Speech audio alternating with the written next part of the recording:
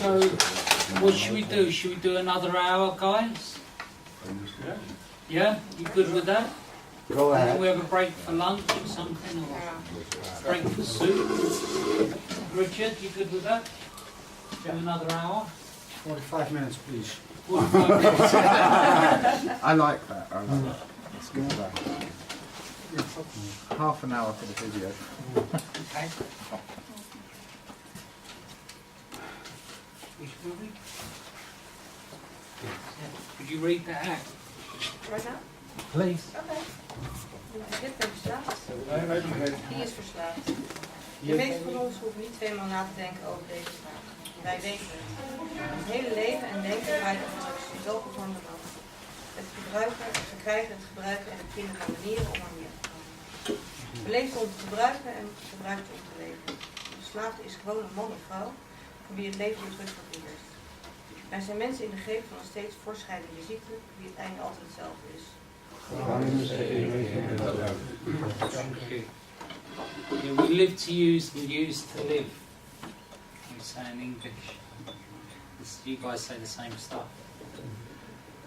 Would you read what is the NA program, please? Wat is het programma van Anoniem Verslaafden? ENA is een non-profit gemeenschap van mannen en vrouwen voor wie drugs een ernstig probleem waren geworden. Wij zijn herstellende verslaafden die geregeld bij elkaar komen om elkaar te helpen clean te blijven. Dit is een programma volledig onthouding van alle drugs. Er is maar één vereiste voor lidmaatschap: het verlangen om te stoppen met gebruiken. We stellen voor dat je een open geest houdt en jezelf een kans geeft. Ons programma bestaat uit een aantal uitgangspunten die zo eenvoudig zijn dat wij ze in ons dagelijks leven toe kunnen passen. Het belangrijkste is dat ze werken. Er gelden geen beperkte voorwaarden bij NA. Wij zijn niet aangesloten bij andere organisaties. Wij vragen geen inschrijfgeld of contributie. Wij hoeven niet te tekenen noch aan iemand iets te beloven. Wij zijn niet verbonden aan politieke, religieuze of ordehandhavende groeperingen en we staan nooit onder toezicht. Iedereen kan zich bij ons aansluiten, ongeacht leeftijd, ras, seksuele geaardheid, levensovertuiging, geloofsovertuiging of gebreks aan geloofsovertuiging. Wij zijn niet geïnteresseerd in wat of hoeveel je gebruikte of wie je connecties waren. Wat je in het verleden hebt gedaan, hoeveel of hoe weinig je hebt, maar alleen in wat jij aan jouw probleem wilt doen en hoe wij daarbij kunnen helpen. De nieuwkomer is bij elke bijeenkomst de belangrijkste persoon, omdat wij alleen kunnen behouden wat we hebben door weg te geven. Wij hebben van onze groepservaringen geleerd dat degenen die regelmatig naar onze groepsbijeenkomsten blijven komen, clean blijven. Yeah, there's an important part in that where it says the newcomer is the most important person in any meeting because we can only keep what we have by giving it away. We went through the hour earlier explaining that what we give away, we get back. That's how it works in the program. What I tell you guys, I reinforce my belief, I reinforce the program. So I need to give you good stuff. I need to tell you what I do and what works for me. And then that way, I get it back. If I tell you miserable stuff, if I tell you moany stuff, if I tell you complaining stuff, if I tell you whinging stuff, what happens is you lot get pissed off. And I don't get any better. I don't have a sponsor saying, hey, maybe you're getting the group pissed off. Things don't improve for me. So what we're going to do on this part of this workshop is I'm going to start getting to the place of what we had here with the directions and suggestions, because how this works is you have to find these for yourselves, and how it works is one addict helps another, we do it together. Okay, so before we get to doing step one, which it's amazing that we've got these. It's really helpful that we've got these. And what's going to happen is you guys will probably replicate that in your books. and your books will start to look a little bit like that. One of the things we do with this, doesn't matter, the colours are not important. Colours are only important to you guys. It's not like you must have musts in pink. That's irrelevant. It's not important. Any colour you like, it's NA. Any colour you like. We write in the books to remind ourselves what they are, because we forget. One thing I can absolutely guarantee is forgetting. I can absolutely guarantee it. I can forget how many times I feel sick. I forget how difficult it was to get a day clean. It's very, very difficult to get a day clean, but it's easy to forget.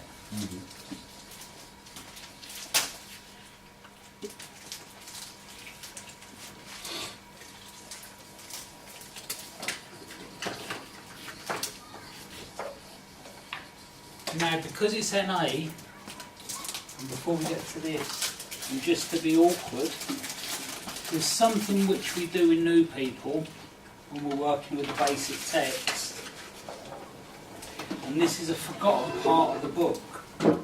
Before we get to step one, because we spoke this morning mainly about the illness, or the disease, or the condition, or what is wrong with us, or what makes us different from, as we said, civilians, what makes us different from normal people. Okay, so once we understand what's wrong with us, we now need to know what to do about it. You know, I know what's wrong with me, and I now know what to do about it. I spent a lot of time thinking I knew what to do, but not knowing what was wrong with me. So it's important that I learn what is actually wrong with me.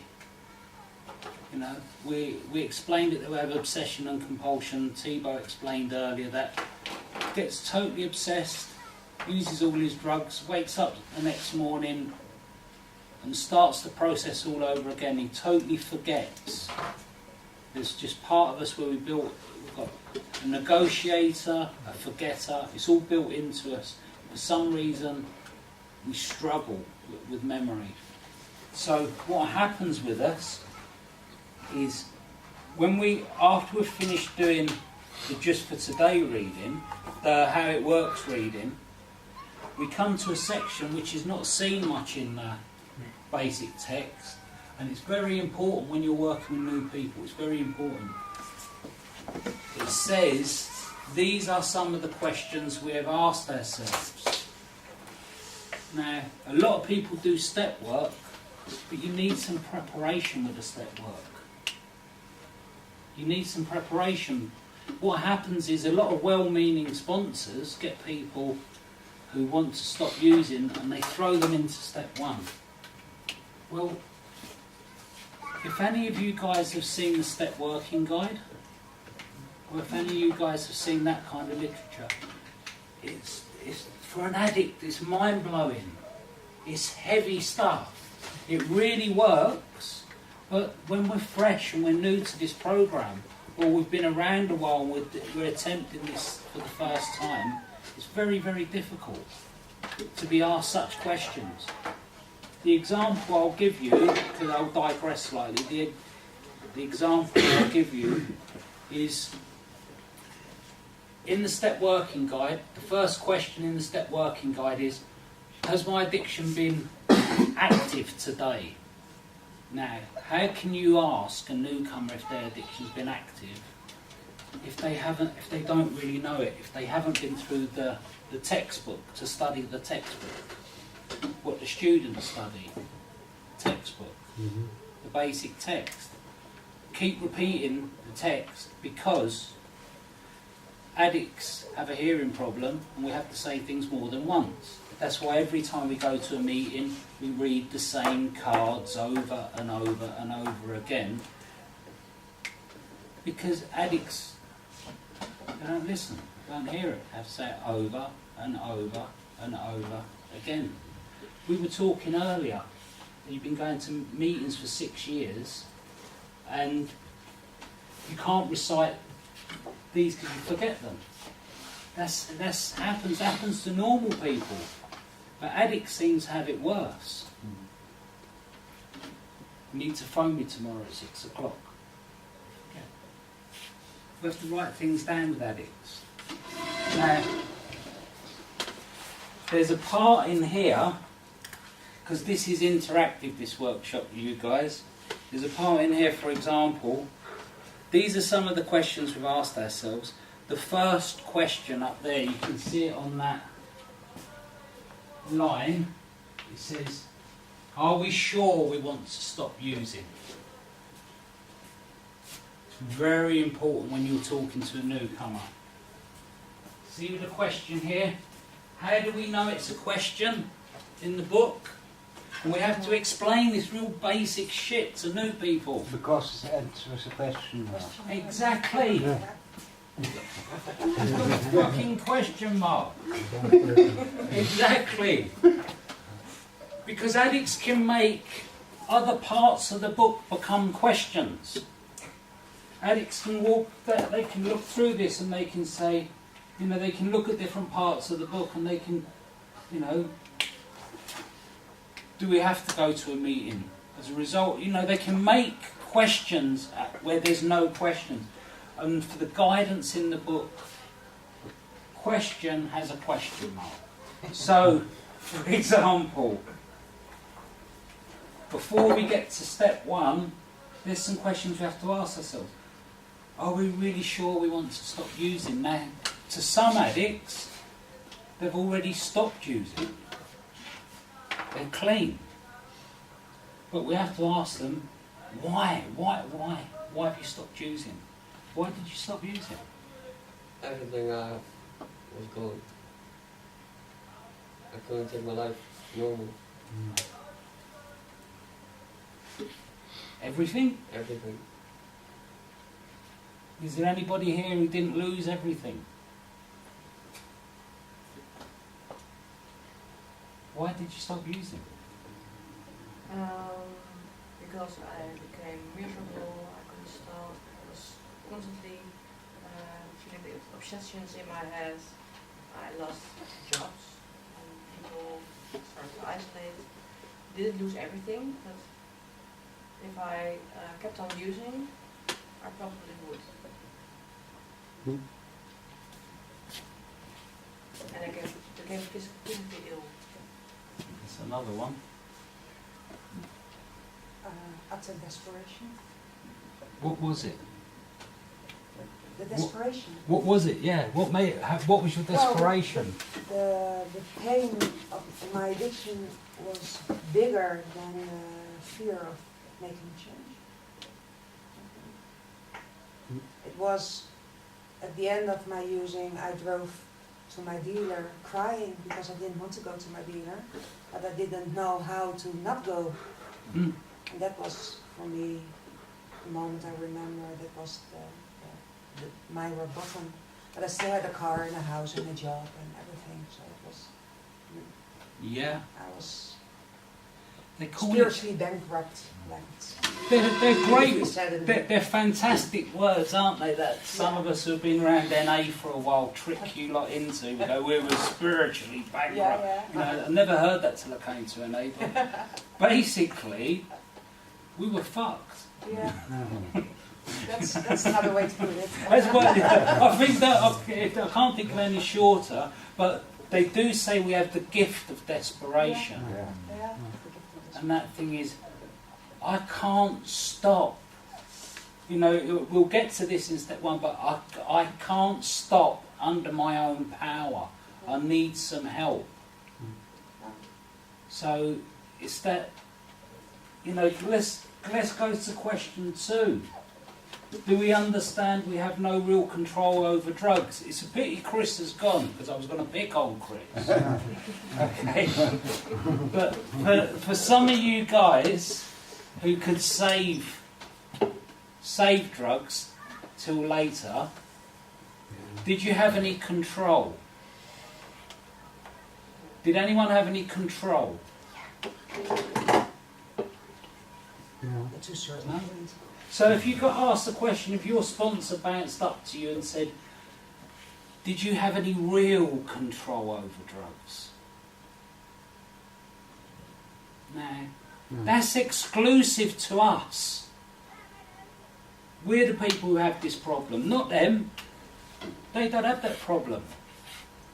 I used to work with people who used to take cocaine at the weekend and then on Monday go to work and they'd still have some cocaine left. And I think, well, why are you going to work? What the fuck? Take the cocaine with you to work. Don't let go of the cocaine. You know, it's the, work. You have to take it with you. You can't let go.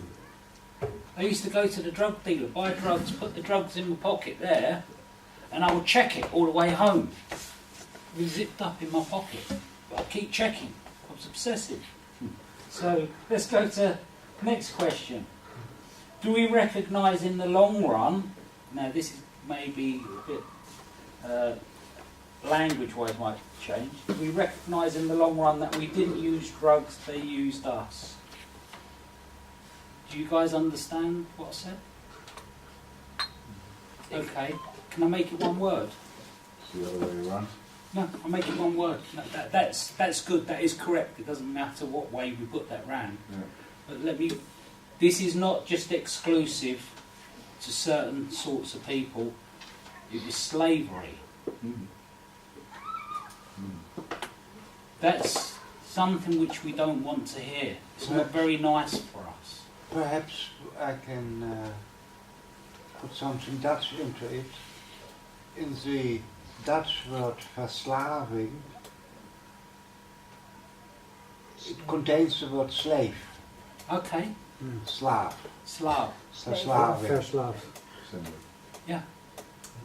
Because what is it with people who are slaves? They can't leave. They can't get away. They can't escape. They have to return. And that's what happens with us. We don't want to hear that. We become slaves to it. A lot of people in the UK, I don't know if it's the same here, they become slaves to the chemist. We were talking earlier saying you can't go on holiday when you're a drug addict. It's very difficult to go on holiday. You can, of course, if you're a very good control freak, you make provision for when you get on holiday. But generally, you can't travel very far when you're a drug addict, and that's one of the things what happens when you get into recovery. We say to people in recovery, get a passport. Not only have you got a means of identification, but you're going to go places. You're going to meet new people. You're going to do things. It's very important. Very important. Let's skip a little bit with this. Can anybody say no to this question? Do we know that our addiction changed us into somebody we didn't want to be? Can anybody... This is horrible, all this stuff, I think. But, did anybody change into being somebody they liked? No. In the beginning? Yeah, I loved being a drug addict in the beginning. But, as it says in there, we changed into somebody who we didn't want to be. Do you guys relate to that? Okay, so... Yeah, but sometimes it's weird because at the end that was the only thing I knew about myself, the depressive person or something. And I forgot all about when I was younger, was a playful kid. And of course there was something in that as well at the moment, but I forgot that part. Yeah, of course. Yeah. You change. You change. In fact, the only thing I had when I came to NA was my addiction. The only thing I could identify, my identity was I was an addict. That's all I had. All the stuff that came before me, I'd been a DJ, international DJ, doing stuff. I've been doing all different kind of jobs. I was a child actor. I had all this stuff which was lost. All these kind of different things I did. I had some businesses which I lost. I had a family which I lost. But what I had was I was an addict. And that can be a problem for us in NA because we can come in and start using that as an identity. I'm an addict, I'm an addict, I'm an addict. And we need to, as we explained earlier, we need to know what an addict is, and we need to understand if we actually want to change. Now, if we get ourselves to the place of where, if we want to change, and we're addicts, well, kind of like what you were saying there, we have to turn into something else. Because that question is very, very loaded, that last question, where it says, do we know that our addiction changed us into someone who we didn't want to be? So we've come in and our addiction has turned us into a different animal. It's turned us into a slave, but it's turned us into a different animal. So what we have to do, and this is the biggest thing we need to broadcast to people, is that we need to change. When we come into NA, if we don't do something and we don't change, we're untreated. We come in with a disease and an illness that needs to be treated. So we have to change. Otherwise, we're either stuck in a purgatory or we go back to using. We have to change. And that's what happens with... There's a lot of people who come into NA who don't change, but then they find themselves in a place where they get really, really stuck. I hope you don't mind me using you as an example, where 6 years, because I was 10 years, get to a stage where you find yourself in that place where you're either screaming out to a God that you don't believe in, saying, God help me, or you get to a stage where you think you're going to be a drug addict and take drugs forever, or you get to that magical stage, which we'll look at in step 1 in a second, where you ask for help. You get the gift of desperation and you ask somebody to help you. You say, will you be my sponsor? Will you help me? It changes. And it's very important because we start on a journey and a destination. For myself, what happened for me, I spent years of coming into meetings, turning up a little bit late, kind of on time, having a commitment. A lot of times I'd be, excuse me, a lot of times I would be leaving early. A lot of times serenity prayer, idiots, you know. And then what happened for me when I got desperate, when I got to this stage of coming into NA, and I realised that I needed to be treated, what happened for me when I started engaging in the program, I would switch my phone off. I would read the recovery text every day. I would phone my sponsor up, and I would phone my sponsor up and say, hey, it's 6 o'clock. I meant to phone you at 6 o'clock. Because I didn't know what to say. Well, what the fuck do you say to your sponsor? You ring him up and you say, hey, how you doing? And your sponsor says, I'm good. I've had a good day today, I'm doing this and doing that. And you go, oh, well, that's great, okay, bye. You know, it's like you ring your sponsor and what happens is you start to develop a relationship. So when you get into recovery and you start getting into this, when you ring your sponsor up, you go, how are you doing? And he says, okay. You say, I've read my just for today. I've read my basic text. I've done my step work. When can we meet? I'm going to this meeting. All of a sudden you actually have something to say. And the sponsor at the end of the phone's thinking, oh, fuck. You know, okay, yeah, you're doing good, you're doing good. What happens is you've got a contract with the person. They're there to help you. That's when you start asking them questions. That's when we start getting into it. That's when we start getting to the place of asking for directions and suggestions. So as we move on, and we get to the bottom of where the questions are, okay, we get to a stage, are we okay with going to step 1, guys? Because I know this can get quite tedious and drawn out, because step 1, come on, we're looking at the problem. It's a headache. Step 1, we admitted that we were powerless over our addiction, that our lives had become unmanageable. You guys just told me you lost everything. You guys just told me you couldn't get it together. Things were really, really bad. Another example of unmanageability, please. So what were, in your using, what was unmanageable about your life?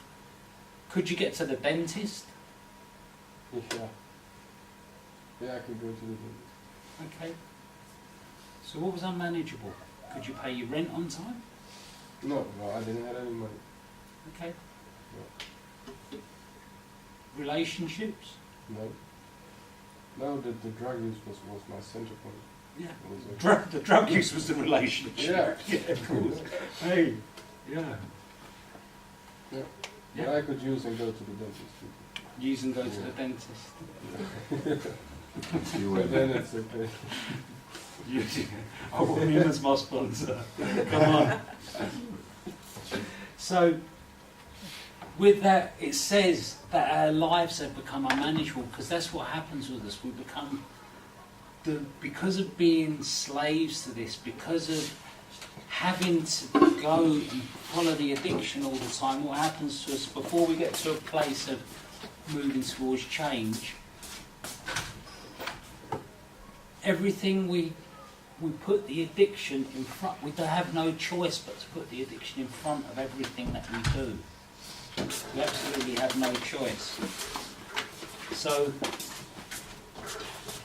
if we have a look at these sheets of paper that we've got in front of us, and focus you guys on, I've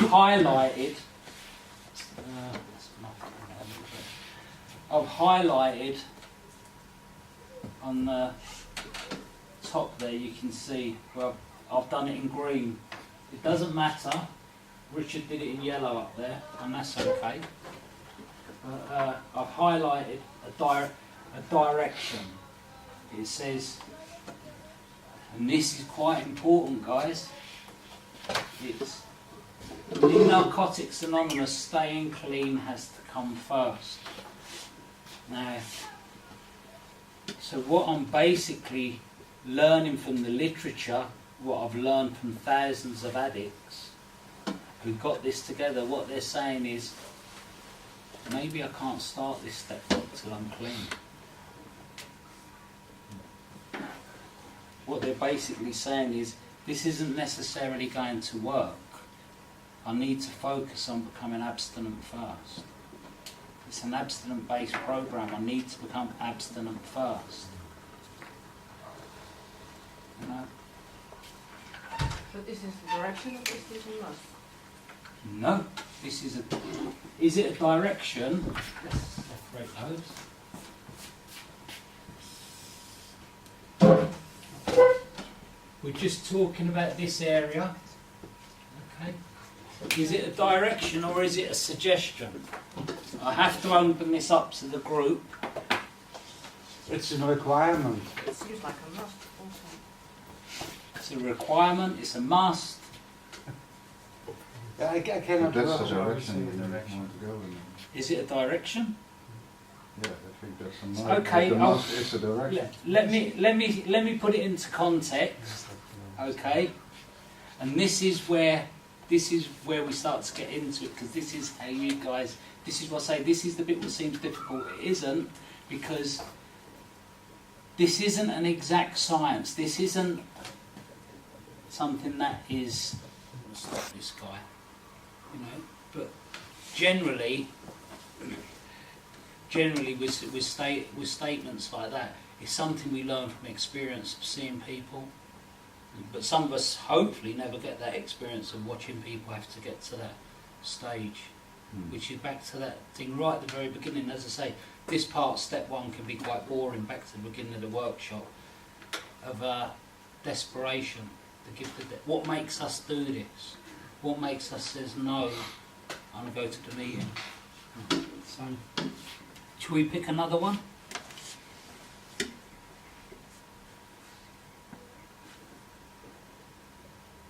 What direction you mean? Or a suggestion? We can argue over whether a suggestion or a direction. We need need to to admit this fact in order to recover. Ooh. What do you think, guys? Sounds like a must. Well, I need to breathe. That's the guide. I must breathe. I have to breathe. I need to breathe. So it's a must word. Yeah. It's a must word. Yeah, well, must words will be in with directions and suggestions. So do you want to highlight that? No. Yes, it Must you can highlight. Yeah, but that's the same with the first part. The first sentence. It's also a must. Yeah. Go on then, say it. In Narcotics Anonymous, staying clean has to come first. That's also a must. Yeah, has to breathe. Yeah. So you want to highlight that with your must? Why is green then? Just got to You go made in the top. this direction. No, the choice is yours. Okay. So look, let me just do that. This is part of what happens with it. We go back to that first line. Okay, my suggestions, directions are in green. My must words, for me, in this sheet, are in pink. So, because we've got a suggestion or a direction, we can still have a must word in the middle of the sentence. Most of the time that happens because it's directional. The difference between a must word... Edmund, do you want to pick up this one? Explain to us about what you know about must words? I'm a little bit lost. Okay, right. Sorry. Right. In with addicts don't like to be told what to do. Yeah. Okay, now if we change the word addict to diabetic, because I just like to use diabetic as a reference because of it being a disease. If you tell a diabetic they must do something, They will do it because to survive. to survive. Now, what the must words are, so that's how it happens, what the must words are in the basic text is, these are conditions, these are things that we must do if we want to change for recovery. And it's just a teaching tool. That's what it is, it's just a teaching tool. So what's happened is we've gone through all of this, and what have you just highlighted? You've highlighted that we've gone back to the first sentence and it says, in Narcotics Anonymous, staying clean has to come first. So now as a collective group, just from that first line, any new people we meet, and they come to the meeting, you say, how are you doing? They say, oh, I've got a drug worker, I'm taking Subutex or Benanorphine, and so on. What we say, we encourage them, go, you're doing really, really well, come to the meeting, there's newcomers time talk. If you want this to work, get clean. And they go, who are you to tell me? No, I'm not saying it. It says it in step one. And why it says it in step one? Because hundreds of people before me were the people who put it in there. And they did it on experience. It's not about me being clever. I might be clever to highlight it, but I'm just highlighting what hundreds of other people have done.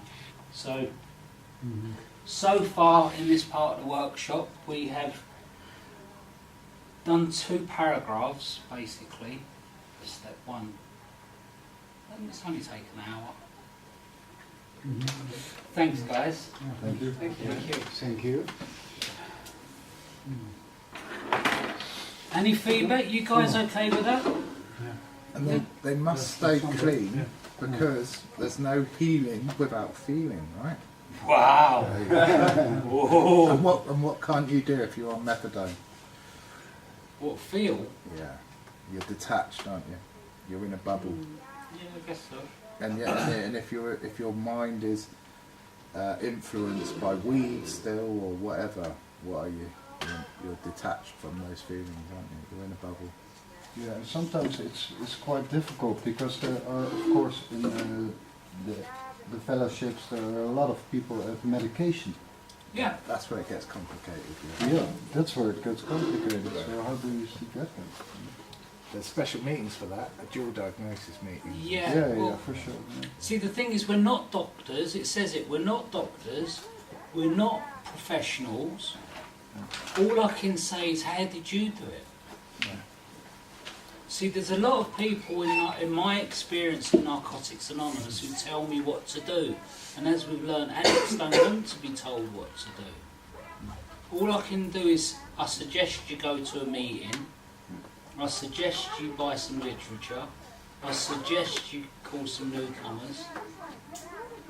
I have a guy, a group I go to, who wants me to sponsor him.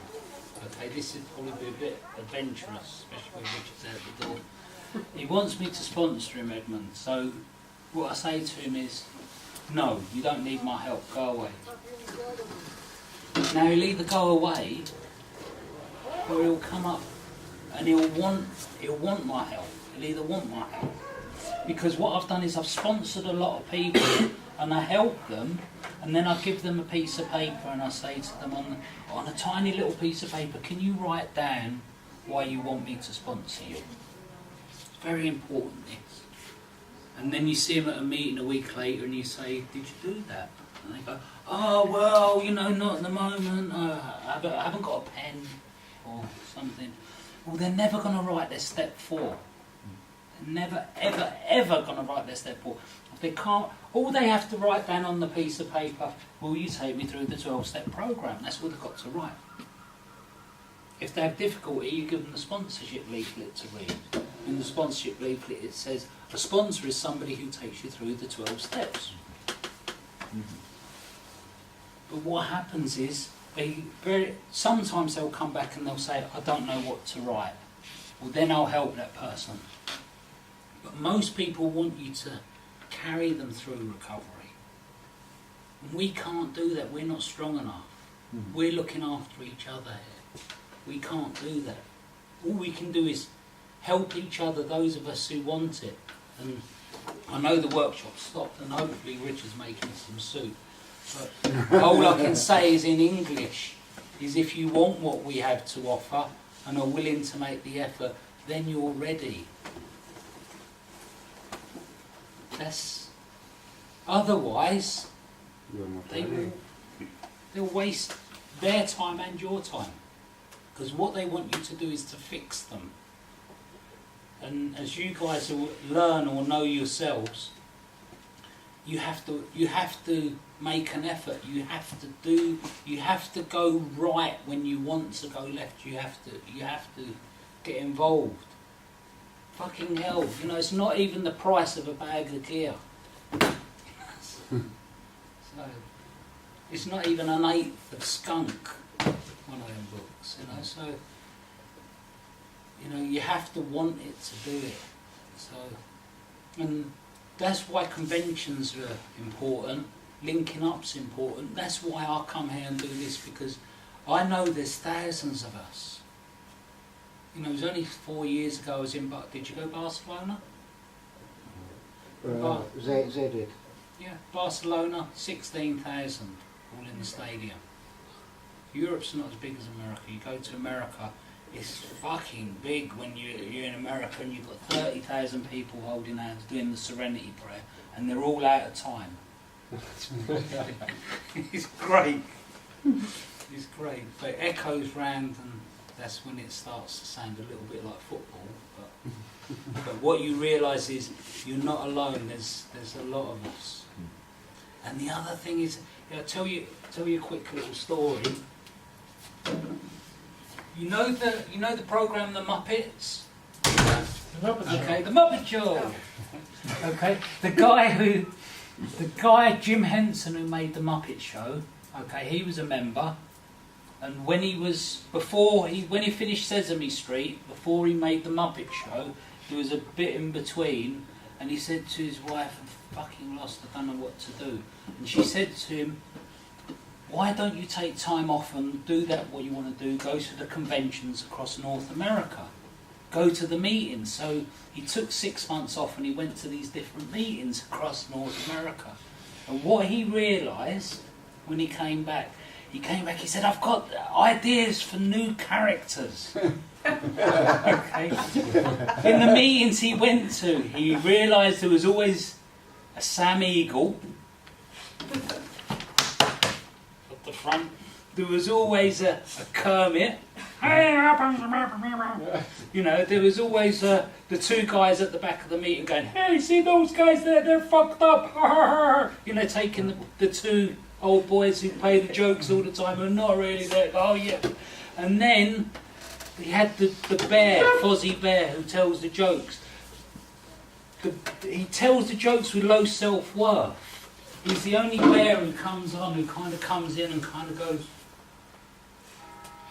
And he comes on, he tells the jokes, but he's got low self-worth, but he tells the jokes.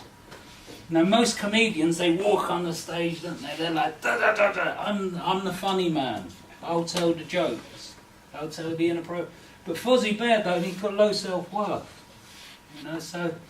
But that's what happened to Jim Henson. He went to the meetings, and he started to realise, hey, in every meeting there's a Miss Piggy. And everything... clearing it, but then his wife messed him up. His wife fucked with his head. His wife said to him, "But Jim," she says, "who are you in the meeting?" And it totally messed him up. It messed me up too, because you know, when I heard that story, I went home and thought, which one am I? But that's what he realised. And that's what happens. You go to conventions and you start seeing people, you go, "Hey, he's like the guy at the meeting I go to on Saturday." Yeah. We're all the same in some ways. Addicts are very similar. They're easy to spot, addicts in prison, very easy. I've done a bit of prison, they're easy to spot. Addicts are the first ones out of the cell. When they open the door, addicts are the first ones out. The prison officers sit there, they open the doors and they just go, keep an eye on them.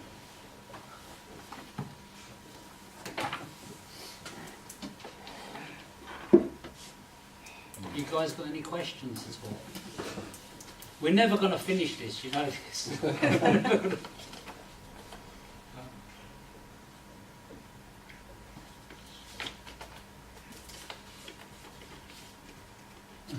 How are you doing, Matthew? I'm good, yeah. Hungry. Hungry? Hungry. Definitely eat some. This is amazing. Richard's really done well with this, putting this together. It's amazing.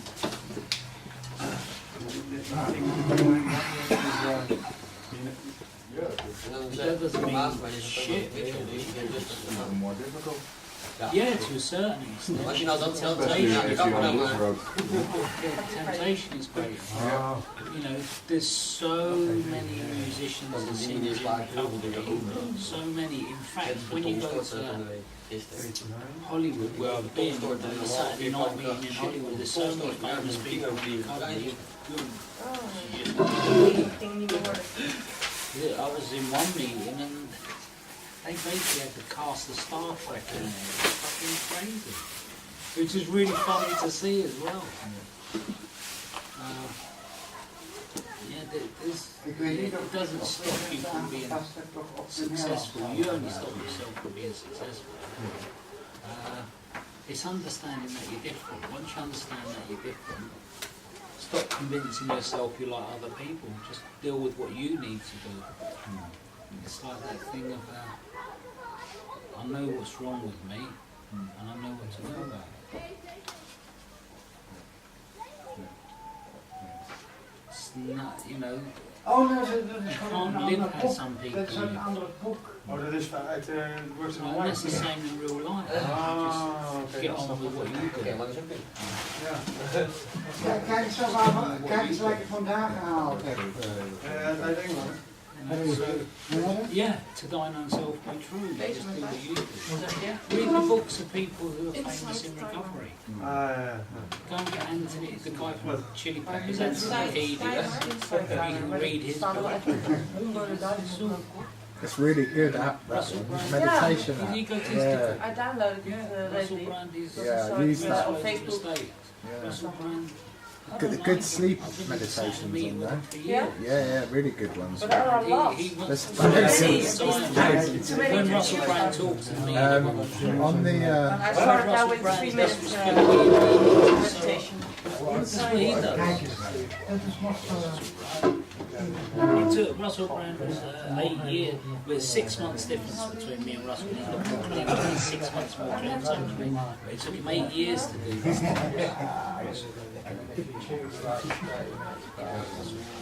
Jouw kunt bouwen. Everybody works is online. I'll tell you what, every time I see Russell Brand, Deze, hè? I wind up. You know, it's like you and I, we see every time I see him,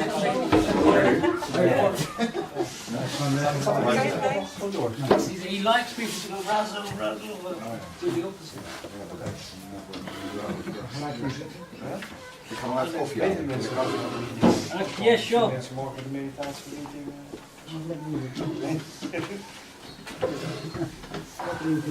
Ja, ik ga een stoel opschuiven, want anders moet Matthijs ook dat aan een voetje vooruit. En die inside heb je toch in beeld. Most of the video is checken naar we hebben onze tomeloze Inzicht, hè? Ja. Ja. Met die hoeveel werkleven hebben we gesloten. I have to leave it for Dat o'clock. was niet de vijf. So if you're So not that- done for Al die o'clock, camera's aan. No, we can stop at 4. no problem. You can go to 6 o'clock if you want. No, yeah, I'm trying to get a feel from what. See, please understand something. There is a slight culture and language difference.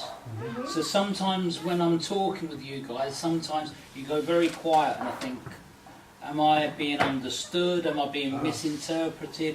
So I repeat, I say a lot of things twice, 3 times, 4 times. We don't need it. And I get bored. I get bored with saying it 2, 3 times. You don't need it. I don't need it. No.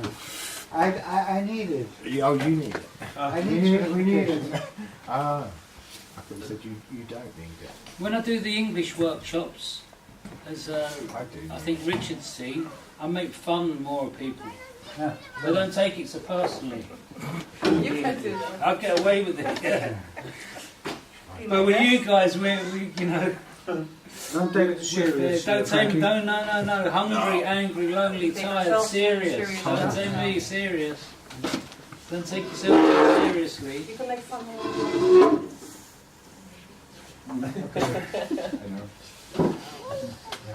Alright, man. We're all listening now. especially here. Great. Okay. So we've done 2 paragraphs. Basically. 2 paragraphs a little bit in step 1 of the basic text now.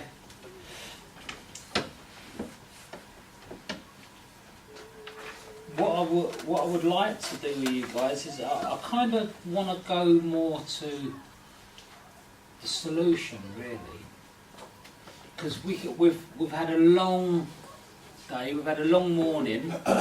We spoke about the illness, we spoke about the disease, we spoke about the condition, we've spoken about the allergy, we've spoken about the obsession. We've had examples around obsession, we've had examples around compulsiveness. Disease isn't straightforward, it is twofold, it is obsession and compulsion. Yeah, that is the disease. But for addicts it's more than that. And we can focus on, like, I'm going to reuse that example, what I was saying to you earlier. I'm going to reuse the example we were talking about before lunch, and that is with step 1 and every step in the book, okay, and I'm not disrespecting the steps, this is a way of explaining things I've learned. Step 1 is we admitted we were powerless over our addiction, comma, so it's split into 2 parts, that our lives had become unmanageable. In the past tense, our lives were unmanageable. Come to NA and somehow the miracle happens that we start to become manageable. Okay, we become manageable through discipline and routine. But the step, when they wrote the step originally, before NA got the steps, when Bill first wrote the step, he said alcohol, but we admitted we were powerless over our addiction, that our lives had become unmanageable. And then the thousands of addicts came up with their interpretation of that, just as we do. So they go blah blah, blah blah blah blah blah, blah, blah blah blah blah blah blah blah, powerlessness, blah blah blah. And the second admission. And the second admission. Go on then, Edmund. No, but when you that's a sentence. For me, Yeah. there was a second admission, but then before it has to be a first admission. It was the powerlessness, and the second admission is the unmanageability. Yeah. I'm powered, yeah. I'm completely fucked. I'm fucked and I'm completely fucked. Yeah, I'll go for that. But the point I'm trying to go over is blah, blah, blah, blah, blah. Thousands of addicts, blah, blah, blah, blah, blah, blah. Okay? What we need to understand is we admitted we were powerless. Can you use drugs successfully? No. Maybe. No. So what happens is they go to the second book. We'll do this tomorrow, but let me just show step 1. Okay? With step 1. We admitted we were powerless over our addiction, that our lives are unmanageable. Blah, blah, blah, blah, blah. Look how many blah blahs with this one. Blah, blah, blah, blah, blah, blah, blah, blah, blah. Blah, blah, blah, blah, blah, blah, blah, blah. Blah, blah, blah, blah, blah, blah, blah, blah. Hope you guys are getting the point here. Blah, blah, blah, blah, blah, blah, blah, blah. And then up to step 2, blah, blah, blah. That's step 1. To be honest, that's step 1 now. What we do when we look at the book, when we do this, when we come back to, because you'll see it replicated tomorrow, when we do the directions and the suggestions, when we pick the next suggestion, or we look for the next direction in this bit before we stop, okay, what we're doing is we're reading the blah, blah, blah. We're reading the book. We're focusing on the book. It's not a novel. That's what happens to people. We give them a basic text and we give them a book. They go home and they read it cover to cover. Well, the first thing they do, okay, when they get the book, they open it, how it works. They forget about this bit. Okay? Now with the basic text, this is something I like to show people. The actual program of NA is that. A little bit of traditions, program. That's actually how, when we start to break this down a little bit, we start to see that it isn't very much. It's the index, the preface. One of the things that's interesting about the preface and the introduction is when you read the first part of the preface, it says something within the region.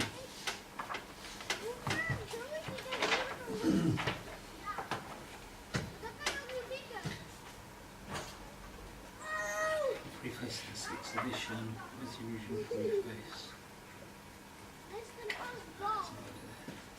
There, well, let's take it from this one alone then. Since the book's been written, there are 58,000 weekly meetings of NA. Now, on that alone, just letting people know that people don't do this unless it has some value. People don't. For there to be that many meetings shows how it's growing, how it's grown. Now, if you look at it from when it was in 1982, they have a thing at the convention where they show, as the years goes on, how NA grows. That's quite, for me, that's a sad thing, because as it grows, it shows the extent of the problem. And they say early on it's a worldwide epidemic. And we see it. We see how many people, when I've been here in, I've been here in Holland, I've seen how many people wandering around the streets, addicts. And all we want to do is make them aware that we exist. But the main thing with it is, what I hope you guys get from this workshop is about not wasting your time pointing to people and pointing people how simple we can do this program and how they can focus and learn. Not read it as a novel, not flick through it, let them know it's quite simple. It's just practice, it's just practice, it's just practice.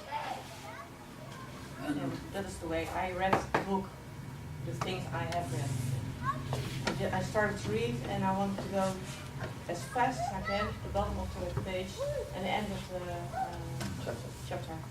Yeah. One of the things which I like to suggest to new people is to read the stories. I like to suggest that because for us to go through the book, which it says our program, for us to go through and get some understanding, it's always better with two. It's a wee program, it's always better with two.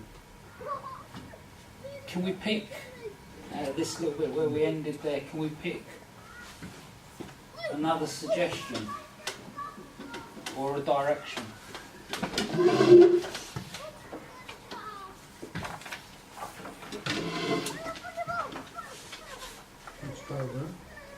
Richard, you pick one. Paragraph 3, 4, 5, 6, 7 or 8.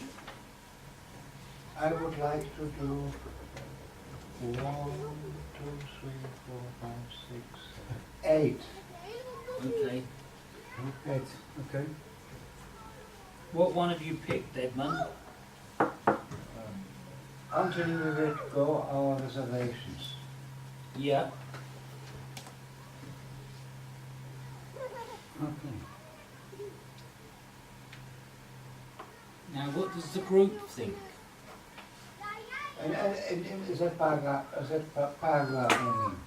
You want the whole paragraph, yeah? Yeah.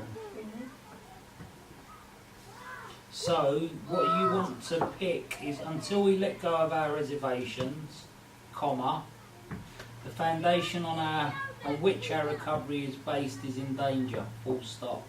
Reservations, no matter what they are, rob us of obtaining the benefits of this program has to offer, full stop. In ridding ourselves of all reservations, comma, we surrender, full stop.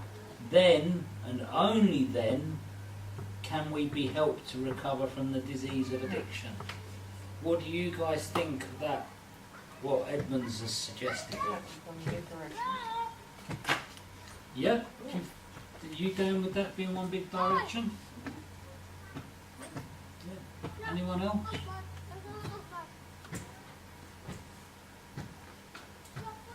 No disagreeing? I find it very hard to disagree.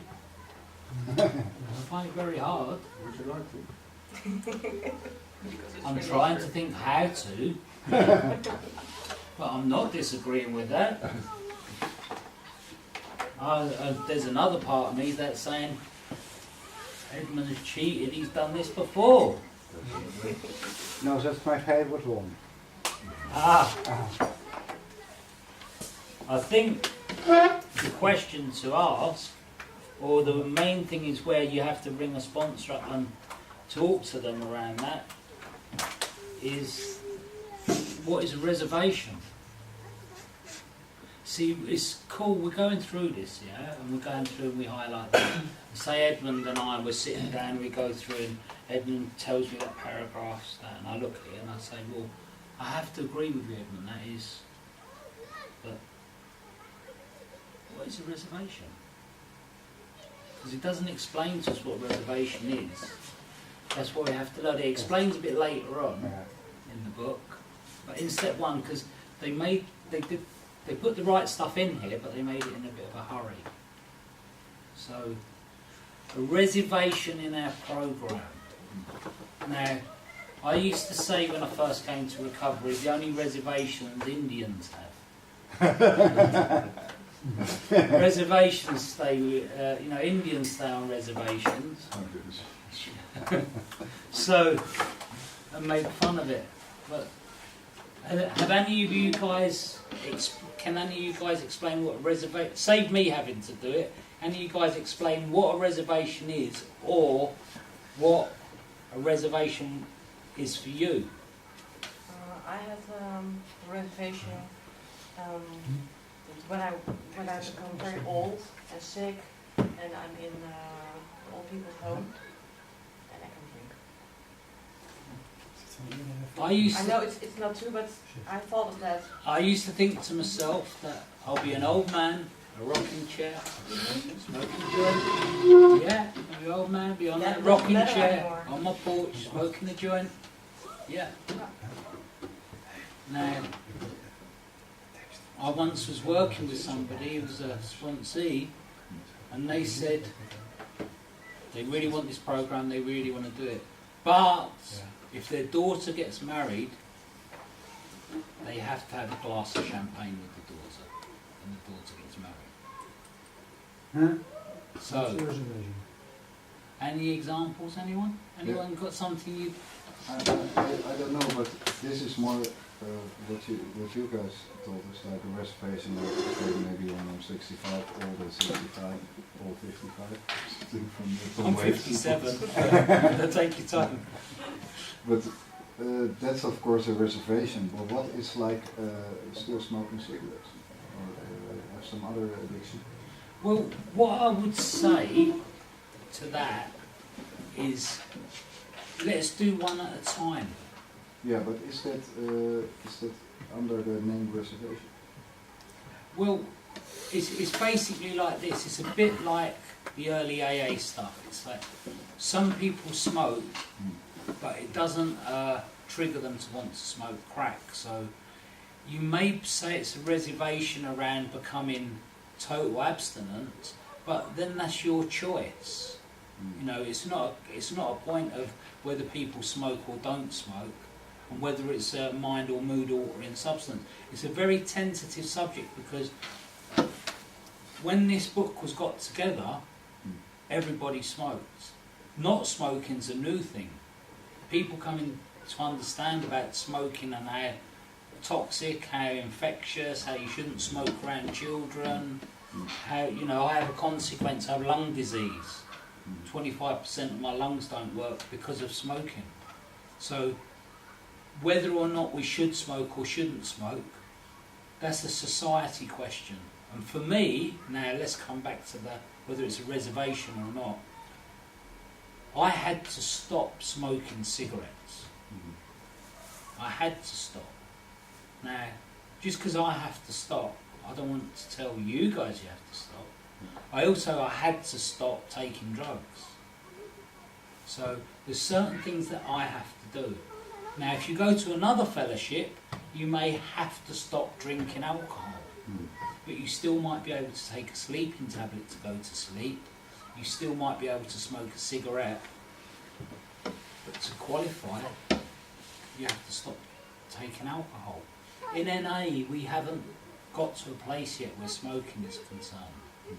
I can't say the future, but I can see society moving along those ways. Now, a reservation would be whether or not it compels you to do something. Like, for example, I'll explain where, with some people I've learnt, they stop smoking, okay?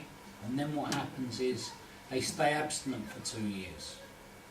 And then they have a cigar at somebody's wedding, or they have a cigarette, and then they're buying cigarettes again. So then maybe if you want to look at the program, the 12-step program can help you, because your reservation may be knowing you're going to use, say, tobacco, when it can trigger you again. So you can make a new bottom line. We don't always survive the bottom line. See, the problem is with addiction, once we open it, once we let the cat out of the bag, it's very hard to get the cat back in. You know, you just wait there. You know, it's like, and now jump in the bag. Here we go. It's really, really difficult. You know, it's like, so a reservation, in all seriousness, is not accepting your illness. If I'm going to turn around and I'm going to say that I'm going to stop drinking, I'm going to stop taking drugs, I'm going to get total abstinent, except for my daughter's wedding I'm going to have some champagne, or at my daughter's wedding I'm going to have a cigar, knowing what it can cost, knowing that it might start everything off again. How, and this is the question which you kind of missed earlier this morning that we was here, how important is it? How important is it that you're in recovery? Or as they say in here, what we did earlier, do I really, really want to stop using? That's the question. You see, when we're in that place, which is the step one, what we're doing here, is understanding that we have no control. Now, there's an easy test with tobacco, and that is stop smoking. Well, I feel a bit of in a quandary here because I'm very much addicted to cigarettes, and I've tried to stop many times since I'm in the program, and and especially when I was working at step 3, that I felt that if I make the decision to turn my will and my life over to the care of God, that it's just impossible to smoke. But I keep on smoking and smoking, and at this moment I'm now 11 months and 10 days clean. Right. That I feel like my addiction is no longer my drug addiction, but my cigarette addiction, and it is my addiction is not so much into the substances I use, but in my mind that I can't sit still, and that I am always in a horror vacui, and that I'm always feeling very awkward, and that I have a problem with time, that I what to do with it, and my mind is racing all the time, that I smoke cigarettes. And that when I'm doing step 1, it's mostly I'm feeling, well, I am powerless over my smoking, and it is in the unmanageability of my life that I cannot stop smoking. So this is a big problem for me. So your first step 1 was about, what was your first step 1 about? Cannabis. Right, okay. So it sounds like that when you go through the program, you want to do a step 1 around smoking. Maybe. See, I got to a year clean and I was smoking. Yeah, but it is I cannot look into the future, and I can only say just for today that I want to stop smoking. Yeah. And I already considered that if I stop smoking, I can do that on the 12-step program, that I stop smoking. But it's just not now, and it's just, yeah, I'm really addict that I want to be rid of my shit now. Right now, of course. On the 16th of May 2003, I woke up and for some reason, in desperation, I managed to stop drinking. I stopped drinking alcohol on the 16th of March 2003, I stopped drinking alcohol. So when the 16th of March comes along, which is, I think not long, is it next week? 5 days. 5 days. I love it. Sometimes I go to an AA meeting, I go, I'm 15 years sober! And all the NA people go, sit down, Frank. Because not until I get to the 15th of May am I 15 years clean. I was able to put the drink down, and then I was able to put the drugs down and get detoxed. But it took me a year, okay, until I was able to actually start putting the cigarettes down. Now, let me tell you something with the cigarettes, right, with this. For me, this is just my experience. There's loads of different experiences which people have. For me, what happened was I went through the 12-step program. I'm living proof it works. I went through the 12-step program. I phoned my sponsor up and I said, "Hey, Alan," he was called at the time. I said, "Alan, I've got a sponsee." And he said, "You can't have a sponsee." "What do you mean? You've taken me through the 12-step program, I've done the work. Guys asked me to sponsor him." He said, "No."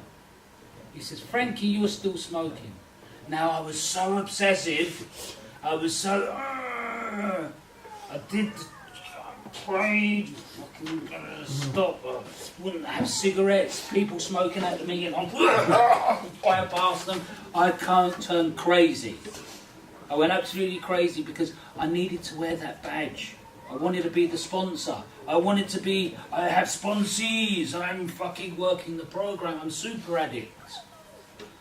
I stopped smoking. Super addict. I stopped smoking, but do I change my clean time date? Because that would make me 13 years. No, what we do is we come into NA, we find a new way to live. Yeah, well, I don't feel I'm clean, and I have a big trouble that this working program that somehow if I keep on smoking, it's not for real. And it is also just for my daily energy and my daily life that I'm really obsessed with the cigarette, and I'm really compulsive in keeping smoking all the time. And that I am antisocial because smoking is just very antisocial. It's a very egotistical happening. So that I'm really much into my addict habits, smoking cigarettes. And in the meanwhile, oh yeah, I'm doing my step 4, and oh yeah, I'm doing every day, I'm recapitulating my step 1, 2 and 3. So that I'm really nice to the program, but I feel like shit. Yeah. So? Stop smoking. Maybe. So, okay, so this is really good for this. So what have we learned? What have we learned? When you're in a position where you stop smoking, or you're in a position where you want to stop smoking, when you want what we have to offer, when you want to stop smoking, there's the thing of desperation to get yourself to stop smoking. Now, everyone has a different take on this. If I was sponsoring you, and you come to me and you go, "Frankie, I don't feel clean, I'm doing my step 4, I'm going to meetings and all the rest of it, I don't fucking smoke cannabis anymore, that cheese, that skunk, all those nice, I don't smoke those anymore, I still smoke tobacco, I want to stop." If you come to me as a sponsor, and apparently I'm not rock bottom enough. That real rock bottom is see, the thing is, I wouldn't tell you to stop working the program. Well, I don't hear it from you, but I have heard from people that they use it as the disease uses it as a get-out clause. The disease will start saying, "Well, I'm smoking, I want to be clean," and all the rest of it. When I first sponsor someone, I'm not very nice, because I'm kind and caring and considerate and have empathy, but I'm not very nice. When I first sponsor people, when you ring me up, you'll say to me, "Oh, Frankie, I'm doing my step 4, I can't stop smoking," and all the rest of it. I say, "What meeting have you been to? How far have you done your step 4? Well, I work real hard, and people here can testify that I go to a shitload of meetings, and I call my sponsor every day, and I read the literature, and I don't phone enough. Maybe we should phone more. gekomen ziet. Do more. Do more. You're 11 and a half months clean. Yeah, Okay, and you're on step 4. yeah. Go on. You have till the end of March to finish your step 4. That's me being the sponsor. That would be me. And I would say, March, 2 weeks in April, we do your step 5. And then you've got till the end of April, step 6. And I go, because my job as a sponsor, my job as someone in a meeting is, or the other way I'll do it, it all depends who the person is. If I'm working with this guy here, I'll become clever because I know he stops them. With you, you're a powerless addict. I have to be fucking strict with you. I have to tell you. But with this guy, he stop, you get 2 weeks off, he come back. I have to fuck with him in a different way. So what I say to him is, so you're on your step 4. When are you going to finish your step 4? And he says, I finish it end of March. I go, okay. Come end of March. He speaks, how are you doing? I go, I'm good. You done your step 4? He says, I still got something. Phone. Yeah, that will work. Phone rings. That will work for me. Have you done your step 4? Have you done your step 4? Because I can't let him move forward. With you, you'd have to be strict. That's just the sponsorship that I've learned. Because with addicts, the problem with addicts says it through and through our literature. With an addict, as soon as they get the crack, they'll go, but I'm different. I need different help, I need different care. No, you don't realise how difficult it is. Things are really hard. Addicts are manipulative, they're intelligent. I've never met a stupid addict, ever. I've met loads of lazy addicts. That's me. Really? Me too. Join the club. Really? Yeah. See, in the mothership, as we call it, they call it sloth. They call it slothfulness. Well, slothfulness is when you say, have you done that? Or how about we go to the meeting, you go, oh, not today. You know, you're lazy. With sloth, you don't do anything. You know, it's all of a sudden it's not important. Sloomheid. Slowly. Ja, dit is een ander woord voor luiheid. Yeah. So, with addicts, what happens is we've got that going on. Haven't we? We've got the devil and the angel, exactly like the normal people. And then we've got the other bit, which is the addict talking, and say the addict mind. And then, because you hear people say about the committee which is that one that forgets, that one that negotiates, that one says yes, that one says no, that one, the addict one, with the low self-worth. And all of a sudden it's like, have I got a mental illness? Am I schizophrenic? What's going on here? It's just that I personally believe, in my experience with addicts, is that we're more evolved. It's just that we struggle with it. Yeah, I always have the story of Jonah. Okay. That we prefer to stay in the belly of the beast. Yeah. That if I can choose between serenity and easy life and addict life, I always choose the addict life. Somehow. See, with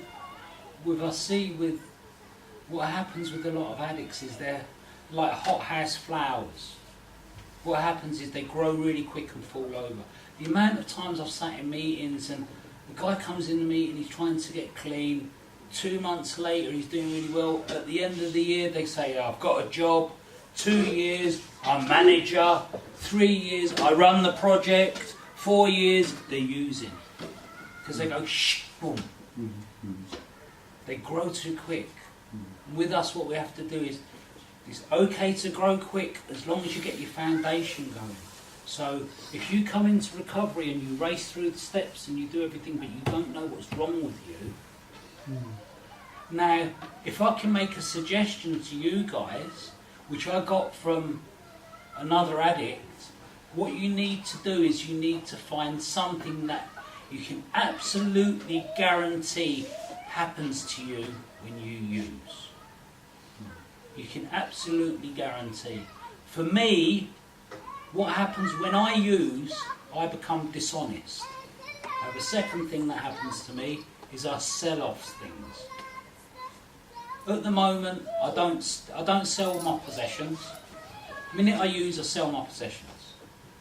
I can guarantee that every single time when I've used, I sell my possessions. Every single time when I use, I lie. So if someone says to me, have a joint, I don't want to be a liar. Because I can't stop. I have no power, I become a liar. I can absolutely guarantee it. So if you think for your own selves, some people, if they use, they become thieves. They can't help it, all of a sudden they start stealing. Some people, they come to things where all of a sudden they become isolated or loners. But you have to find out for yourself, and if you've got something you can absolutely guarantee this happens every time you use, you start to understand your illness. I'm like saying, in the entertainment business that I work in, people say to me, have a drink. I don't want a drink. They go, no, have a drink. You must be able to drink by now. And I say, but it makes me ill. And they go, but no, have a drink. And I go, but why do you want to make me ill? You know, they just don't get it. I was working with a guy recently, he used to chuck wraps into my pocket. Okay? I'm at this party with all these different people and so on at the bar, and I've gone like that and I pulled out, and there's half a gram of Coke. And I look at it, and this guy, this artist says to me, he says, "Go on, there, half a gram of Coke, it's yours." I said, "Can I do whatever I want with this Coke?" And he says, "Yes, seriously." So I open it onto the bar, it's all wet, and I go to the others, "There, have that." And he goes, no, it's all wet. I said, "But you said I could do what I wanted with it." You know, it's that thing of misery likes company. What happens is there's the power displacement. I have the power. He wants me to go back to and be stuck to his world. There's something else that happens to addicts that get clean. Sometimes addicts that get clean, they maybe go to treatment or they may come to NA, they get clean, and their families start making their life hard. Their families stop liking them. Things start to become difficult. And the reason for that is addicts stop being predictable. They could set their watches that he's going to come in, he's going to ask me for some money, and he's going to beg me for some money, and they know the relationship changes. When you come to NA, when you work the program, when you understand what's wrong with you, and you start doing some personal development, you become unpredictable. All of a sudden you say, "I'm applying for a passport." All of a sudden you say, "I'm working with that new band." All of a sudden say, "I think I'll do a different job." Or, "I'm going to take the summer off and go and live on the beach." Addicts, they start to become their own people. We start becoming who we're meant to be. So it's very, very important that we do this. And when we get to that stage... Yeah, and of course you threaten them as well, I feel myself. Because you threaten them in their security. Of course. Because if you're really conscious of their secured living style, you know, and you confront them sometimes, that's not really good, but ik betrap mezelf te vaak op. It's dangerous, yeah. So, sometimes I say like, when I come, I don't want the TV on, you know, to my parents, you know, and that's like the other side of the world. Yeah. And they look at me, okay, but you know, then the fight is begun. Yeah. It's really hard sometimes. It's funny that after that whole paragraph that Edmund's got us looking at, and how we've ironed that whole paragraph out in green there, I did it in green, But the next line it says underneath, now the question is. You can highlight the question. Really? Anyone want to read the question? If we are powerless, how can Narcotics Anonymous help? And it gives us the answer. The answer is Asking for help. yeah. So if we can say anything, and if we want to include smoking tobacco, you've got your answer there. Yeah, it should. So I'm not trying to be clever, I'm not trying to be funny, but what I'm saying is with this program, it's all about direction. It's all about, if you've got a problem, say your problem is cake. Say you've got a problem with cake. You can either go to another fellowship, or you can find out someone in the fellowship who's maybe had a problem with eating cake, who's learned how to overcome it, and you ask them, how did you do it? That's how this program works. All of it works like that. We had a little group of stopping smoking, and all of the people involved are smoking now. It's cunning, baffling, powerful. Yeah. It's not. I have got to a stage where I'm so powerless over smoking, I have to avoid groups of people. I've become so strict around it. It really affects me. I carry sweets on me all the time. Still, Yeah. how long you quit smoking? 13 years. You still Over have, 13 years. you still have difficulty with it. Yes, I have difficult, but I was a late starter. I didn't start smoking until I was 8 years old, so yeah, I was a bit late. So, you know, it's, it takes, you know, sometimes. Hey, fucking, let me do, because this I'm gonna do something around the powerlessness in a minute. But let me do something. This might be just for men, probably for women too. I can't only speak for men, but generally with men, when you have a difficulty sometimes in your relationship, you think about the first girlfriend. Now, a lot of time might have passed, but we think back to the first girlfriend because we remember those times when times were good. Now, with smoking, it takes a long time to change.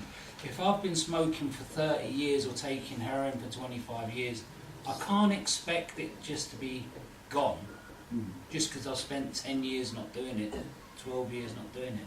It takes time. And I think a lot of people want to tell us that we're cured. That's where the recovered bit comes in. We've recovered, we have, but in a Just for Today program. Okay, so I'm in a constant stage of recovery. So we can get technical about the words, it doesn't matter. But I'm just a recovering addict, or I'm an addict. It doesn't matter about the technicalities, I don't want to get lost there. All I need to know is what I need to do. All I need to know is how it works.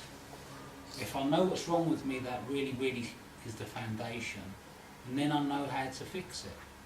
And part of how to fix it is how to help someone else. There's a great thing on the aeroplane when you're coming over, this is what I hear.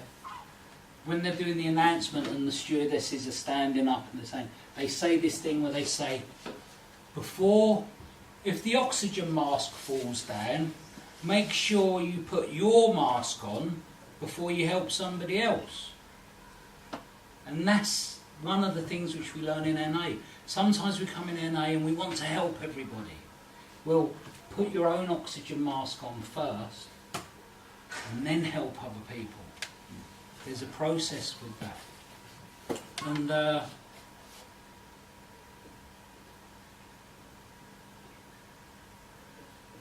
was going to give an example, wasn't I, around there? Oh yeah, an example. I just want to do a test with you guys.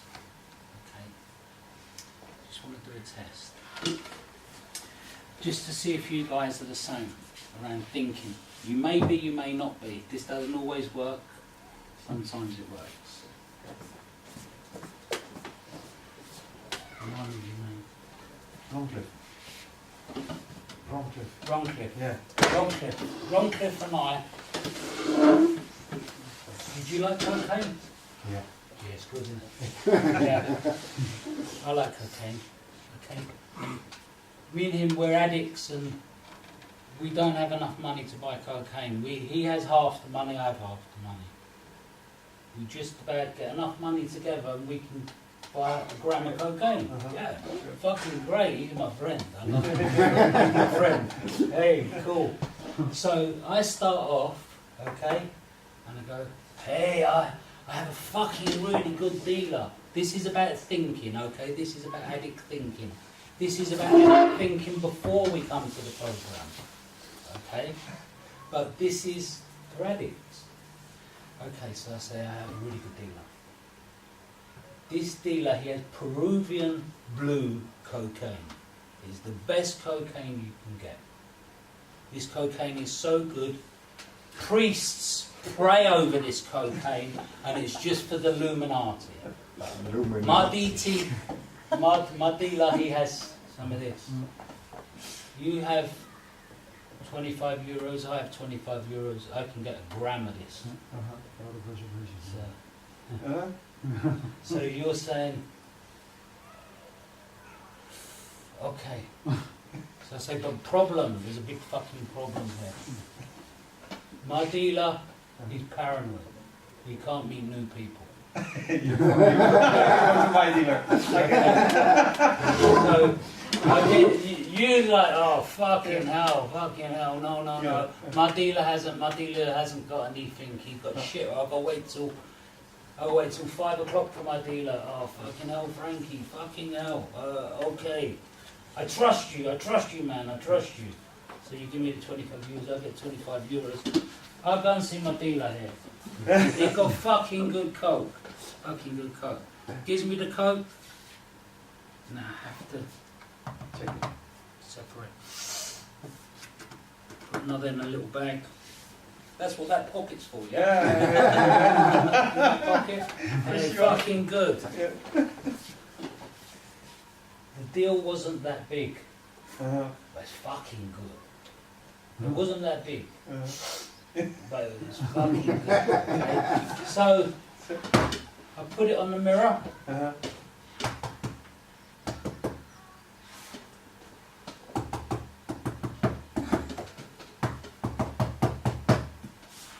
Okay, what do you think? I tell you what. You cut it, I'll pick it. So you cut in half, that's yours, that's mine. You do that, okay? So you've done that, now I get to pick. I've snorted some, I've stolen some, okay? But even though I picked this one, my mind, and this happens to addicts, my mind says to me, he's got the big one. And that's what happens, yeah? That's what happens. My mind says, has the big one. And this is long before the program. It can be with your cannabis, breaking up, lump of hashish, breaking up, whatever you're buying. Because what it is with your obsession, you always want more. Now, once we understand that, this is what we're doing. This is what we're doing with the illness. The example of that is, that only happens in there. With normal people, I love normal people when I used to buy drugs. Because with normal people, they go like that, and they go, no, you have a bit, They have, no. I say, well, I'm not sure if that looks big enough. They say, well, look, you have the bigger one. Normal people. Not with addicts. Addicts spend all that time chop, split. That's what addicts do. And if you can relate to that and you understand, that's what's in part of our heads. That's what goes on for us. That obsession, we always want more, we want the most, So when we go through this, and go back to the bit which Egmont highlighted. Until we let go of all our reservations, maybe it's our greed. Yeah? The foundation of which our recovery is based is in danger. Reservations, no matter what they are, rob us of obtaining the benefits that the program has to offer. In ridding ourselves of already reservations, we surrender. Then and only then can we be helped to recover from the disease of addiction. So when we sit down with new people, we have to say to them, what would make you use? Sometimes it's the questions we have to ask ourselves. What would make you use? You know, addicts will come out with, oh, if my baby dies, if my mum dies, if I win £1 million, if I get the Euro lottery, I'd have to use. What we're trying to show to addicts, what I'm trying to convey to you guys is that we have an illness, which is also known as a disease, which needs to be treated. And once we understand that, it's kind of all bets are off. It's good. Now we can start working on it. Now we can start working on the miracle of recovery. And literally, that's what we start to do, because once we realise our life is unmanageable, the second half of step 1, we can't fucking negotiate anymore.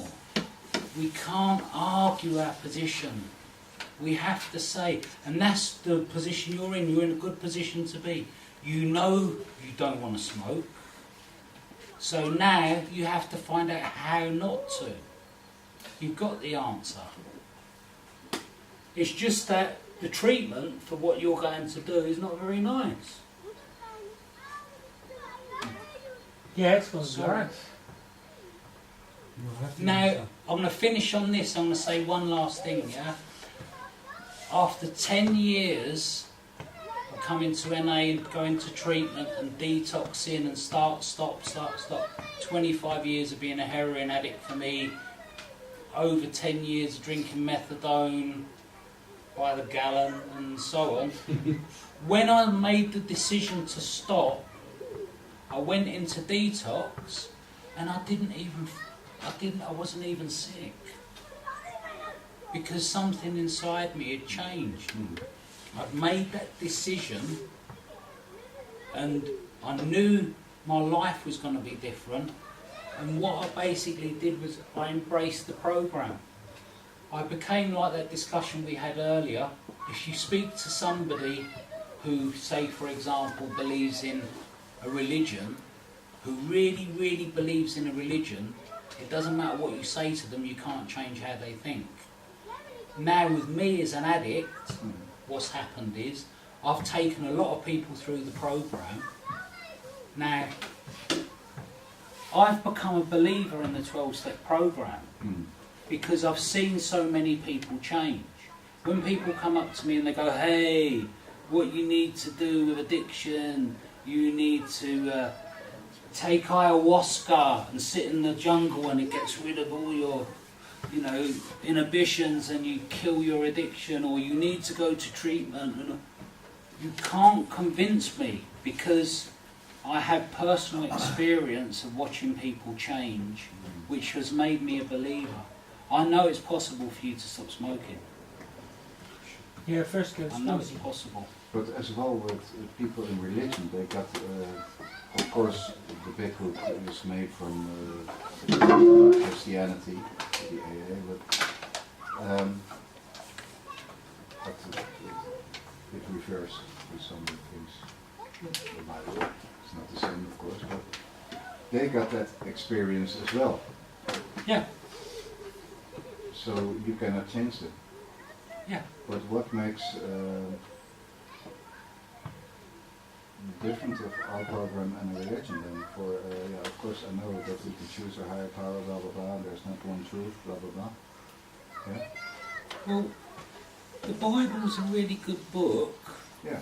It's a really good book. It's not a book I use, but it's a really good book. That's okay. Anyway. But don't treat your addiction with it. Okay, one thing which is absolutely guaranteed, okay, is that... But some addicts are recovered as well with religion. Some addicts have. Thank you very much. Thank Go you. to my dad. Happy birthday. Have a happy birthday. Bye. You will. See, Mooi. Because I went through a relation as well last year, and a big obsession, and I spare you the story, but it wasn't that nice experience, but a good experience in a way. But see, do with you know what I mean? My you question. totally know what you mean, and I'm gonna point something out to you here. In the blah blah blah. Okay.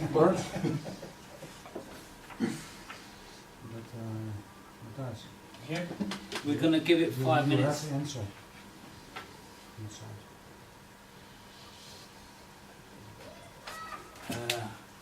Right, here we go.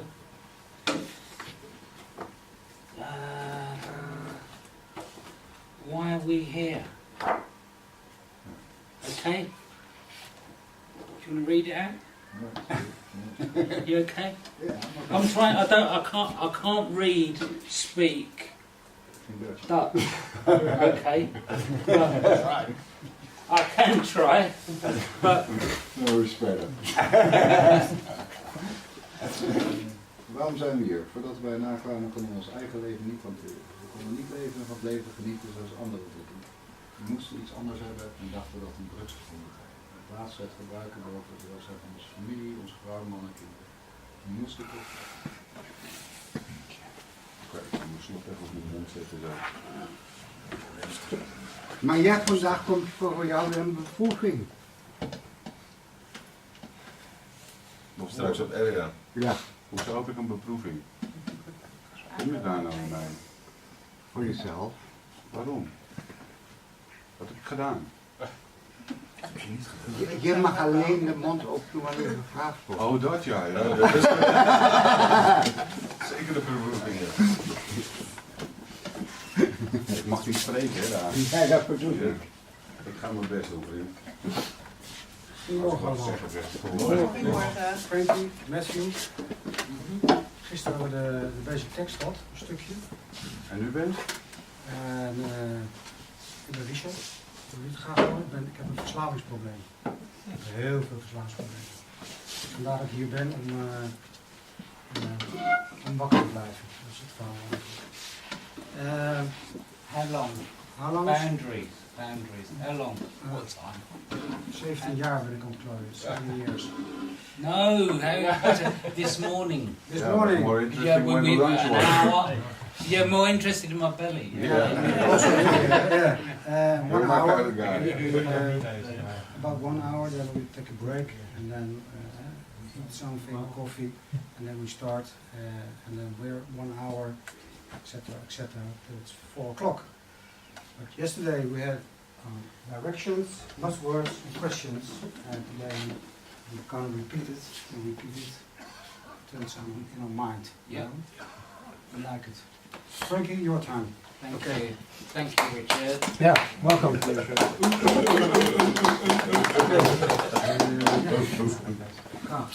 Okay, yeah. I feel the need for an icebreaker. If anybody has any problem understanding me, because I'm English, that's understand.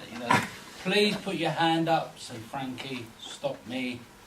This is about fun. This isn't school.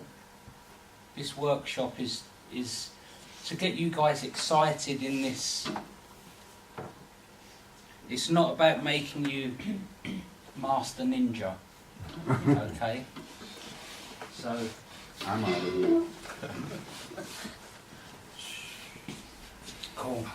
And I have that thing as well with I don't know if you guys have it in the meeting, a bit of attention deficit. What happens is I kind of more focused on what's happening here than. Do you get it when you're in the meeting? You're in a meeting, somebody decides to get up and make a coffee, and they're over here going, and you can't focus because over there somebody's doing something. They're distraction. I have that addict thing. In London we call it cat with a laser pen. If you want to have some fun, Go to the convention with a laser, sit there and do it on the wall, and you can see all the addicts go. You have to have fun in recovery. So, for some of you guys who like this to be all spiritual, we'll try and make it spiritual and calm. So, what I'd like us to do is, can we start with the Serenity Prayer this morning? You guys, can we hold hands and do the Serenity Prayer?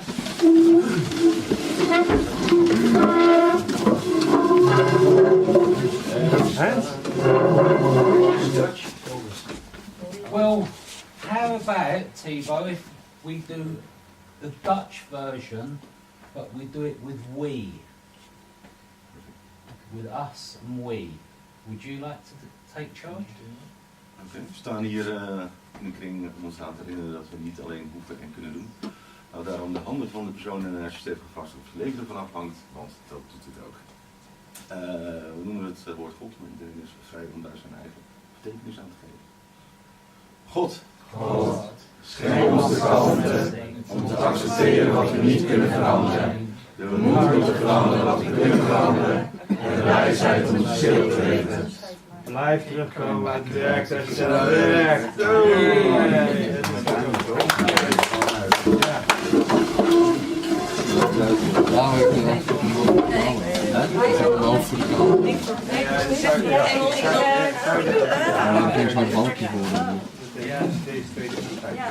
Well, it's a we program. So to say the we version of the Serenity Prayer is about fellowship, it's about us, it's about helping each other. And this stuff, let me explain to you what happens with it. This stuff we do together. You can do it on your own, but it has a lot more power if we do it in twos. And the nice thing about this is you don't need clean time. You don't need... I play with people, hey, you know, it's just fun, nothing serious. We call it herding cats in England. You understand that, herding cats? Have you ever asked a cat to sit there? If you have a dog, you can say, stay. But you say to a cat, sit, because a cat's like an addict. You say, sit there. The cat goes, yeah. Good morning, come in. So, well done. Hey. Sorry, I'm late. No problem. No, you're on time. Just because we're filming. So, this one, good. I have to change it. So. What for those of you guys who wasn't here yesterday, what happens is this has been a process for us with learning how to do this. This has been over many years we've come to this, and it's came through a lot of mistakes. It originally started by some guys who were in Vietnam, and when they came back to America, they had no education and they couldn't read or write. So they based it on the spiritual principles of Narcotics Anonymous, of being open-minded, being honest. And I went to America and I asked these guys, if you can't read and you can't write, how do you do this? And they explained to me they focus on spiritual principles, which is very, very important. And you'll find the spiritual principles in the NA book in step 12, and they'll be listed. You guys might have to look up this yourselves.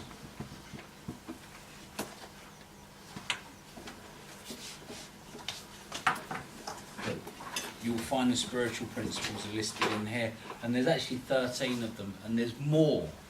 There's more. Because a spiritual principle basically is doing the right thing. Is it right to be honest? And what a lot of people struggle with is is honesty. Now, in the NA program, it's about inside honesty. Now, we were travelling about on the trams here recently, and when we was travelling around, Matthew and I felt really challenged because we'd get on the tram without a ticket. Now, it's not about getting on the tram and not paying the money. That's got nothing to do with it. Okay? What it is how it sits with how it is in here. If I spend the whole of the tram journey looking for the guard, I'm not at ease. I'm not settled. And the main thing with addicts is we have to calm down and relax, and we practice honesty so that we can be at peace. Because with addicts we think, as they tap with laser pen, distraction. We do this so that we can have a calm. Okay. Moving on, I know Edmund's a big fan of this book. Moving on with this book, It Works How and Why, it's a discussion book.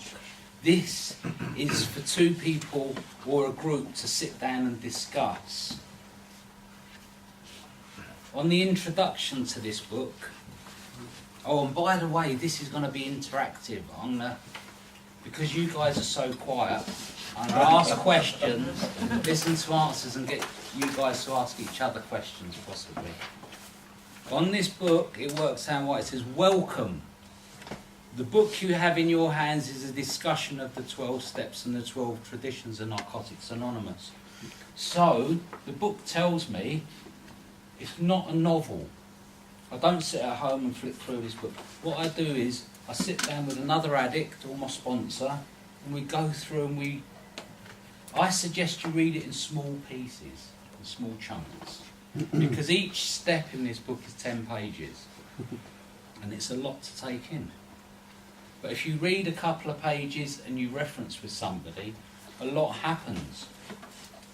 The beginning of this book, it tells us why we have the book. It tells us the reason why we have the book. And they do this a lot in Narcotics Anonymous. In fact, to go back to the basic book, one of the problems that we have, I'll keep throwing this on the floor. Right. One of the problems we have is people don't necessarily study enough or look enough. And in step 4, sorry I'm being this in English, I wish I could do this in Dutch, but in step 4, you can sit in a meeting in Narcotics Anonymous and people will tell you how scary step 4 is, or how difficult step 4 is, or how challenging step 4 is. In step 4 in the basic text, it tells us the purpose of a searching and fearless moral inventory is to sort through the confusion and contradiction of our lives. In NA, when we start to look at the literature, it starts to tell us more of the reason why. We sit in a lot of meetings and we hear people tell us why we do this. Well, the literature also tells us. And with this book, Book 1, the 12 steps, it says the purpose of this portion of the book is to invite members to engage in a journey of recovery and to serve as a resource of gaining a personal understanding of the spiritual principles of the 12 steps. It says a personal understanding. It's for you guys to understand, because we're all different. We're not all the same. One of the problems we have in NA is people think for some reason that we're all the same. We're all sick, but we're all sick in a different way. We're not all the same. We took different drugs. Unique is individual. That's really, really good. We have to learn how to be together. Sometimes you kind of have to take your uniquers off, because we're all part of the group and support each other. Helps. Okay. Give me 1 second. So,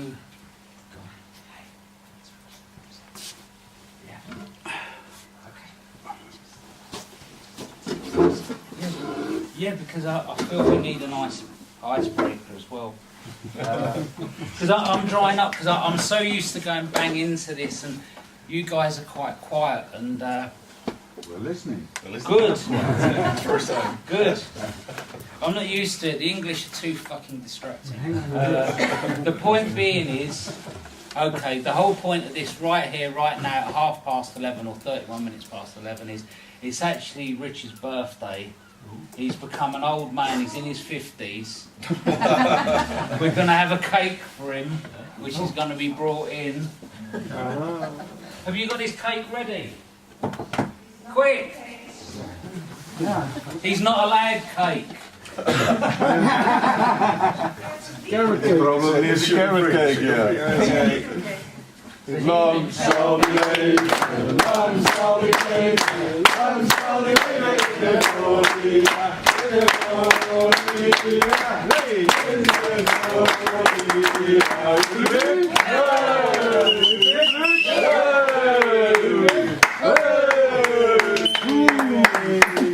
Speech! Speech! How did you manage to get to 51 years old? Keep coming back. Well, thank you. Thank you. It's not enough for everyone, I'm sorry. Oh, Small pieces. oh that's good. So, okay.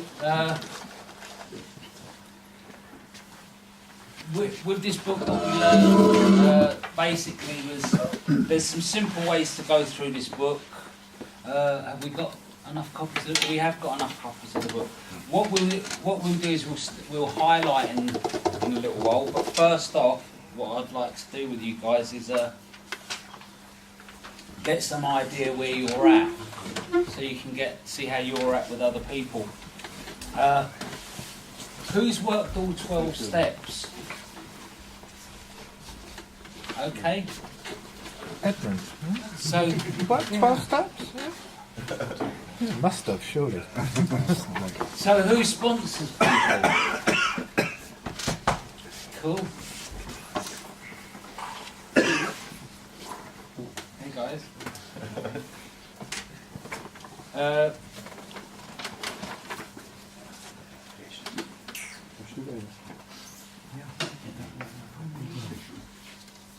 Coming to join us.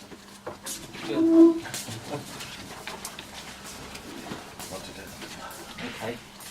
So,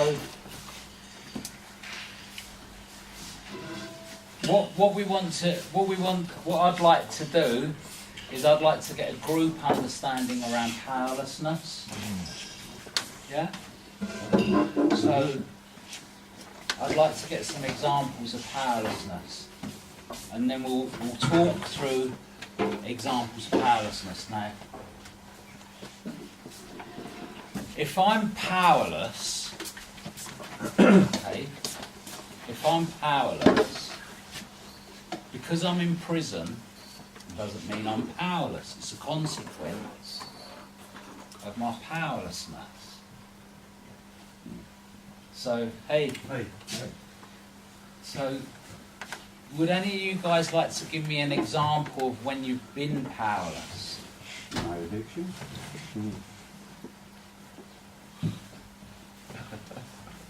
So what happened then? When I was powerless, Yeah? I didn't think about nothing anymore. The only thing I think about was my drug. Have you got an example? Yeah, that I didn't take care of my family anymore. And the only mind setting was my drugs. And if there was food on the table, I didn't care. Totally. I'll give an example of me. Okay? I had my money to pay my rent, and I have to pay my rent, but my mind told me that I could go out and buy some drugs, and I could either borrow the money, which I didn't know if I could, or I could go shoplifting and get the money. So the powerlessness. I couldn't stop myself from spending my rent money on drugs. I couldn't stop myself. Nothing could stop me. Only yourself. I couldn't stop myself. I would I don't. Do you not have this? You sit there and you go, I've got the money. I want to score. I'm feeling sick.